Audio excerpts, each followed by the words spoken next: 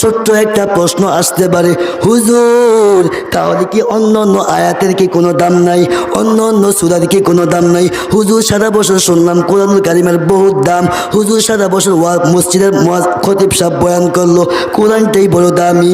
এর নবীর উম্মত মুফাসসিরিনে কেরাম এর জবাবটাও দিয়ে দিলেন।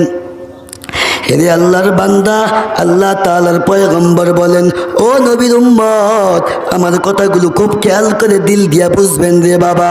এরে আমার পর্দার আড়ালের আম্মা জান, আমার কথাগুলো খুব ভালো করে বোঝার চেষ্টা করবেন। এরে আল্লাহর বান্দা, নবী আমায় ডেকে ডেকে বললেন, ও দুনিয়ার মানুষ, আল্লাহ তাআলা শুধু আয়াতে কারিমা নাজিল করে নাই, আল্লাহ তাআলা শুধু সূরা নাজিল করে নাই।